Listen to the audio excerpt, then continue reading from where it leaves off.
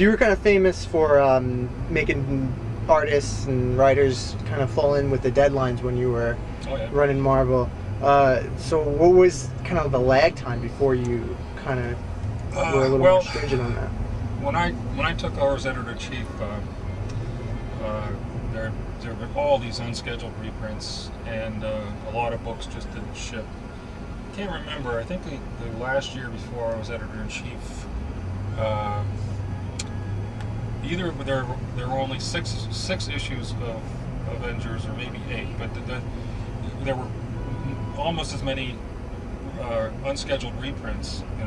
Try to deadline due. And so, all right, I'll give you for instance. When I took office as editor-in-chief, it was January 1978.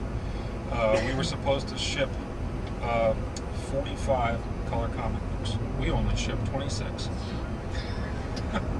Okay, so when you're not even getting them all out, all right. It took me 4 months. Took me till April to get to the point where we were shipping the right number of books every month, and still some were late, but there were no unscheduled reprints.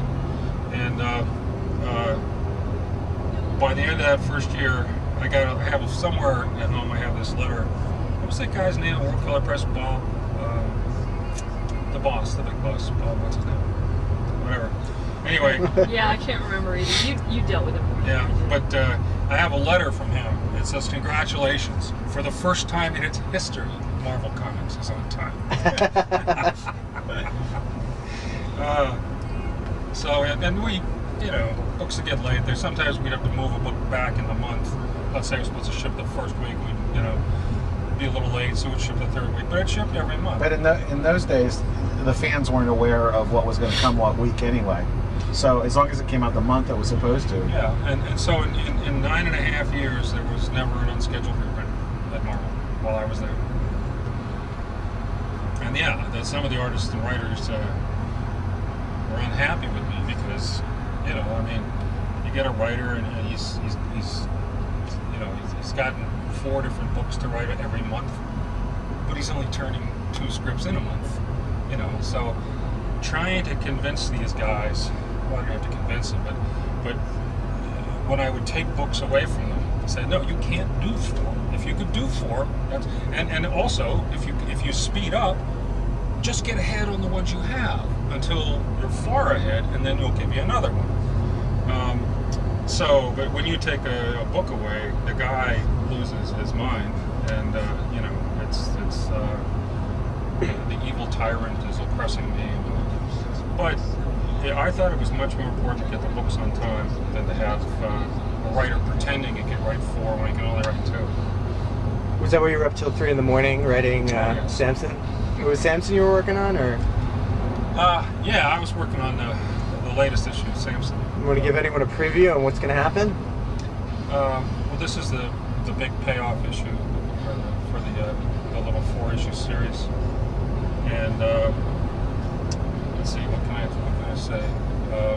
He dies at the end. Well, this is the issue where he gets his eye injured, and Jeff's suggestion was there was a debate about should he have the eye patch or not, and Jeff says, how about if he gets injured and it gets better? And I said, I'm going to go with that.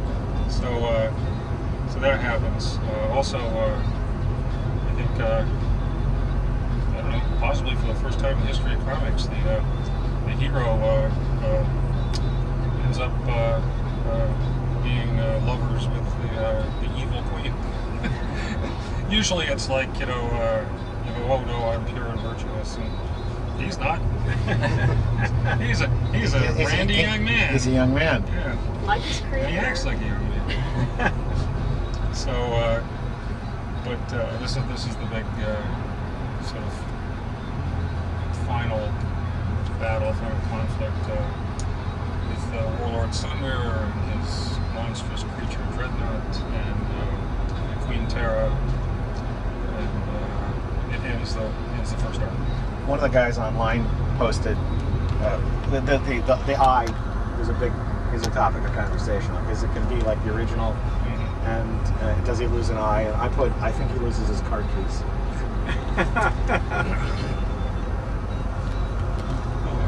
So how does the co-writing process work? Like when you guys are shooting ideas off each other, and we talk about it a lot, and I usually block it out, and then he flushes it out, and then I go over it. what do you do about the like disagreements, things like that? He kills me. He pulls out a big sword. No, honestly, it's one of the things that it's great to have the opportunity to say is it can be a daunting thing to start co-writing with somebody who you've known for 10 years, and because it changes it. Because I mean, look at Jim's credentials. If you don't respect that, you're an idiot. Well, it's a different kind of relationship. The same thing. I've co-written with other people too, and no two of them are the same. When I was doing 24, I don't think we co-wrote. We co-wrote. My friend Mark and I co-wrote three one-shots and one 5-issue miniseries. We didn't write any of them the same way. Jim's real consistent with he has stuff that blocked out. He has stuff that has to happen. He has stuff that's much less strongly suggested, and some of the times he has real strong ideas about dialogue, and sometimes it'll come with a note that says, tweak this any way you want.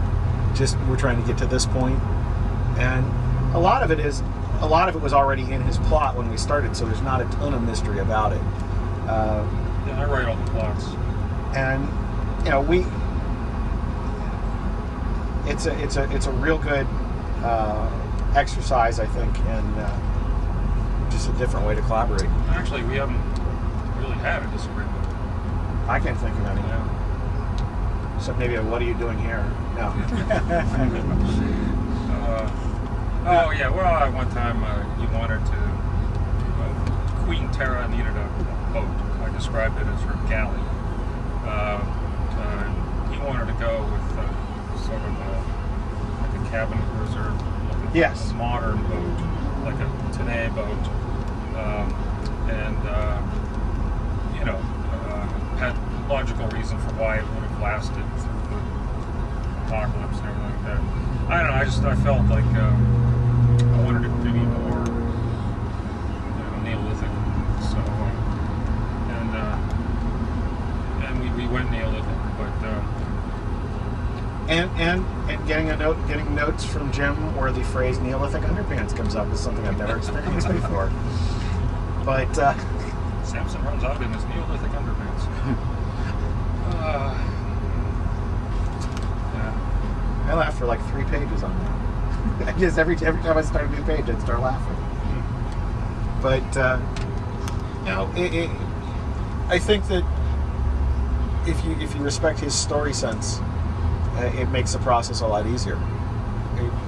The only difficulty to me is you want to live up to it.